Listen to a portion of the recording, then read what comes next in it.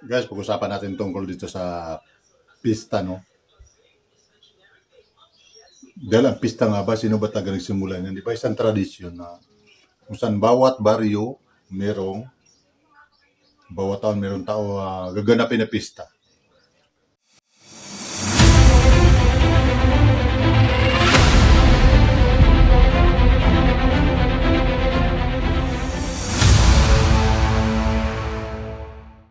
Na di sa Bohol o Manila, may pagkakaiba ang pagkapista natin dito sa mga kanilang ginaganap dahil iba-iba talaga yung baga meron silang mga sinusunod. Tulad ditong Bohol, no? Nakita ko dito paano sila guild sa kanilang kapistahan. Meron silang handa, sayawan, o ibang libangan. Pero wala akong nakitang may nagsusugal. Pero guys, ang pista naman dun sa Negros, no? Lunggo. Una na makikita mo yung talagang ang city,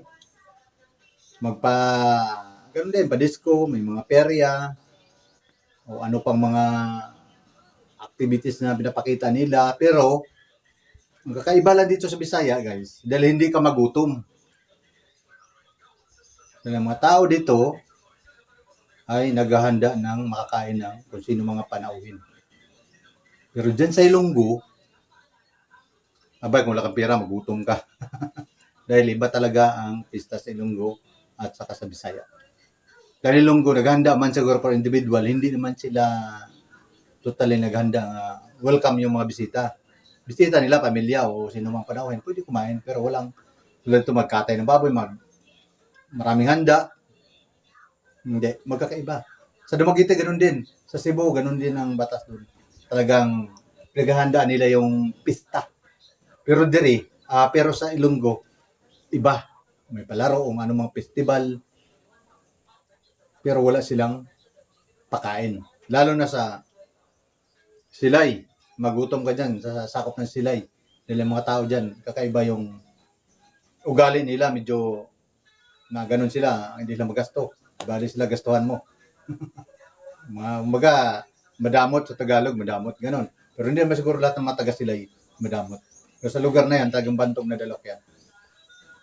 Pero okay na lang din yung guys, no? Dahil ang pista dito, hindi ka magugutom. So pag-uusapan naman natin ang tungkol naman sa mga mga kaganapan sa padisko, no. Alam mo guys, ang panahon kasi ngayon iba kaysa noon.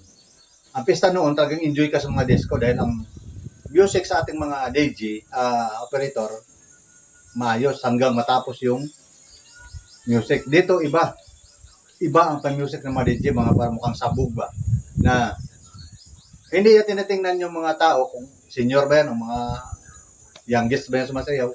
Basta na sila nagpapamusic ng mga music karon na remix nila na walang kakwenta-kwenta. Sakit lang dibdib mo. Dahil sa impact pa ng ewan ko kung nakakatulog yung mga taga dyan sa taga rito kung bakit kalakas ng tugtog. Ganit. Tulad nito, tinan mo. Ayan, makikita mo naman akong okay ilaw, no? Pero, para sa akin, tinan mo mga tao, konti lang tao dahil wala masyadong mga, alam mo naman, mga senior, gustong-gusto nila yung mga disco na yan. Pero, dahil sa mga music na hindi nila gusto, ako, para sa akin, hindi ko rin gusto music na yan. Yung mga, kung ano-ano lang minimix, hindi naman mga lahati ang music, iba na naman. Tapos, remix pa, never nila na hindi maganda.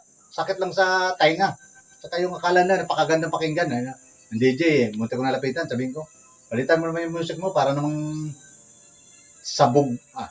Bagay, yung mag-enjoy, yung mga lasing, yung mga sabog, mga praning, excuse me sa mga praning excuse me lang talaga, hindi ko, dapat music. Baka ba, kung makikita nyo, tulad ng mga music ng 80s, 90s, ganun. Hindi katulad kasi ngayon na ang mga operator, ginagawa nila millennium yung, alam na nila sumasayaw, mga makikita nyo, mga senior. Wala kang makita mga dalaga masyadong sumasayaw, kundi puro lahat pamilyado dahil ang mga dalaga hindi na gusto nila yan siguro mga ganyan-ganyan. Meron man, pero pailan lang. Meron din mga single, mga ganun. Mga hiwalay sa asawa. Pero minsan nakakatakot din dahil tulad ng sumasayaw na ito, ayan, na pag hindi natin alam kung pamilyado o hindi, basta lang sa sumasaklop kanino-kanino.